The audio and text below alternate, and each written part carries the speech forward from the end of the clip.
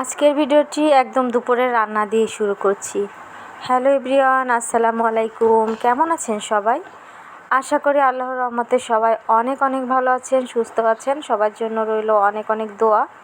আর সেই সাথে চলে এলাম আজকের ডেইলি লাইফস্টাইল ব্লগ ভিডিওটি নিয়ে। আশা করি আজকের ভিডিওটি আপনাদের কাছে ভালো লাগবে। প্লিজ একটি লাইক দিয়ে সঙ্গে থাকুন আর দেখতে থাকুন আজকে দুপুরবেলা আমি ঠিক কী রান্না করি।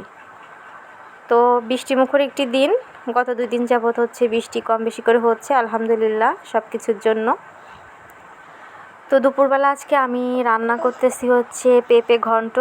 তো দেখতে পেলেন পেঁপেটা হচ্ছে আমি আগে থেকে সিদ্ধ করে নিয়েছিলাম, আর এখন হচ্ছে ভালো করে একটু ম্যাশ করে নিলাম। আর এরপর হচ্ছে আমি পেঁপে ঘন্টটা তেলে দেওয়ার জন্য তেলে গোটা জিরে, তারপর হচ্ছে একটু পেঁয়াজ, একটু রসুন থেতো করা, এইগুলো দিয়ে হচ্ছে একটু ব্রাউন কালার করে ভেজে তারপর হচ্ছে আমি পেঁপে ঘন্টটা দিয়ে দিব। আমাদের পরিবারের সবাই হচ্ছে পেঁপে ঘন্ট খেতে খুবই পছন্দ করে, বিশেষ করে হচ্ছে আমার ছেলে এবং ছেলের বাবা। এবং পেঁপে ঘন্টর বিশেষত্ব কি জানেন? এই পেঁপের ভিতর সামান্য পরিমাণে চিনি দেওয়ার ফলে এটা একটু মিষ্টি মিষ্টি ভাব আসে এবং খেতে খুবই ভালো লাগে। তো আপনারাও কে কে আমার মতো পেঁপে ঘন্টর ভিতর চিনি ব্যবহার করেন কমেন্ট করে জানাবেন। আর যে সকল আপুরা ভিডিওটি দেখা শুরু করেছেন কিন্তু এখনও একটা লাইক দেননি, প্লিজ একটি লাইক দিয়ে দিবেন। আসলে কি ছোট চ্যানেল, একটা লাইক দিলে ভিডিওটি একটু শেয়ারের কাজ করে, সেটার জন্য হচ্ছে প্রতিনিয়ত বলা। এরপর রান্না করব হচ্ছে দেখিয়ে দিলাম ডিম রান্না করব। আসলে কি মধ্যবিত্ত সংসারে অনেক কিছু ভেবে চিন্তে হিসাব করে চলতে হয়, এই জন্য বলছি যে ডিমের তো এখন অনেক দাম। তো একটা করে ডিম হচ্ছে 13 পিস, তো 2টা ডিম নিয়ে এলাম। ডিম আমরা হচ্ছে পরিবারের 3 জন সদস্য, 3 জনের জন্য 3টা ডিম নিলে তো আরও বেশি দাম। তো আমি হচ্ছে 2টা ডিম নিয়ে এলাম, আর 2টা ডিম দিয়ে হচ্ছে 2 বেলা আমাদের খুব ভালো মতো কীভাবে হয়ে যাবে সেটা আপনাদের সাথে শেয়ার করব। একটু হিসাব করে চলে ডিমটাও খাওয়া হলো এবং সেই সাথে কিন্তু আমার একটু সাশ্রয়ী হলো। এখানে আমি হচ্ছে মশলা বেটে নিচ্ছিলাম, জিরা, তারপর হচ্ছে এই যে শুকনা মরিচ, গরম মশলা, পেঁয়াজ, রসুন, আদা। মোট কথা হচ্ছে মাংসে আমরা যে সমস্ত মশলা দিয়ে থাকি সেই সমস্ত মশলা হচ্ছে আমি একসাথে এখানে ব্লেন্ড করে নিচ্ছিলাম।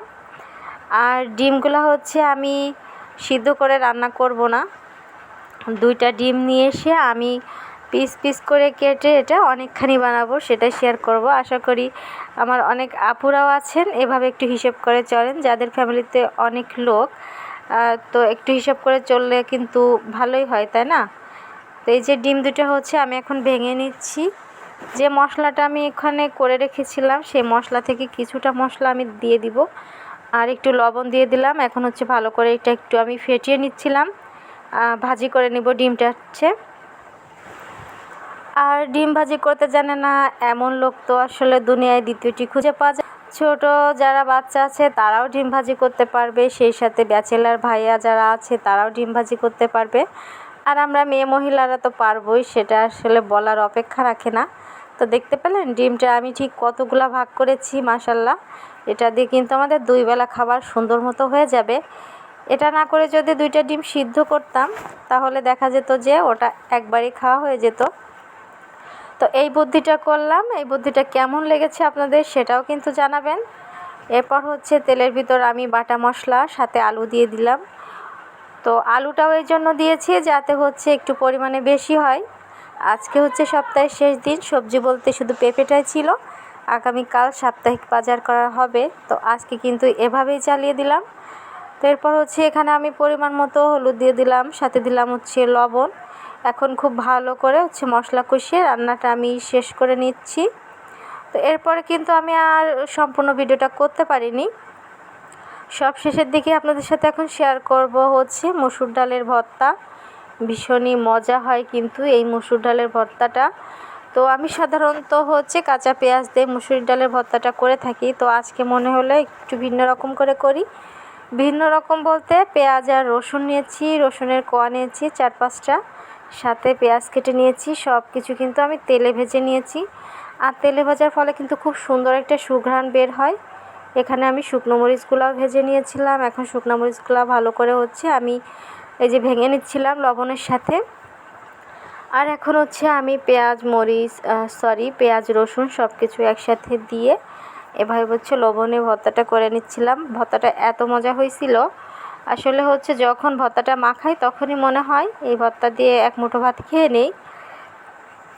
তো এরপর হচ্ছে যে আমি বেশি গরম ছিল, এটা সিদ্ধ করে নিয়েছিলাম, তো অনেক বেশি গরম ছিল, এই জন্য হচ্ছে আমি হাত দিয়ে ভর্তাটা আপাতত মাখাচ্ছি না, একটু চামচ দিয়ে হচ্ছে নেড়ে চেড়ে দিব যাতে হচ্ছে ভিতরের গরম ভাবটা চলে যায়, তা না হলে হচ্ছে হাতে অনেক বেশি লাগবে।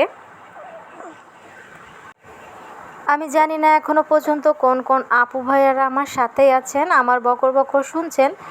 তো যারা আমার সাথে আছেন এখনও পর্যন্ত সবাইকে মন থেকে অনেক অনেক ধন্যবাদ। প্লিজ সবাই পাশে থাকবেন, সাপোর্ট করবেন। যারা আমার চ্যানেলটি এখনও সাবস্ক্রাইব করেননি প্লিজ একটি সাবস্ক্রাইব করে আমার পরিবারের সদস্য হয়ে যাবেন। তো দেখতে পাচ্ছেন আমার কিন্তু ভর্তাটা এখন রেডি। আমি কিন্তু এর ভিতরে সরিষার তেলও ব্যবহার করেছিলাম। তো সব মিলিয়ে আজকে আমার দুপুরের আয়োজন ছিল মসুর ডালের ভর্তা, আলু আর ডিম দিয়ে ভুনা, সেই সাথে হচ্ছে খুব মজাদার পেঁপে ঘন্ট। তো এই যে দুপুরে খাবার দাবার সব কিছু রেডি করে নিলাম, আর সেই সাথে সাথে কিন্তু আপনাদের কাছ থেকে বিদায় নিয়ে নিব। সময় হয়েছে ভিডিওটি শেষ করার, আর বেশি বড় করব না। তবে ভিডিওটি শেষ করার আগে আরেকটি জিনিস আপনাদের সাথে শেয়ার করব, সেটা শেয়ার যদি না করি তাহলে ভিডিওটি অসম্পূর্ণই থেকে যাবে।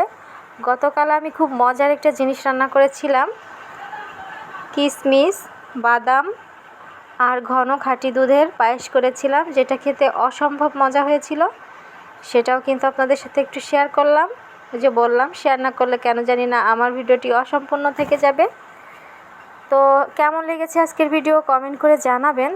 আর সবাই অনেক অনেক ভালো থাকবেন, সুস্থ থাকবেন। দেখা হবে নতুন কোনো ভিডিওর সাথে। সে পর্যন্ত আল্লাহ হাফেজ।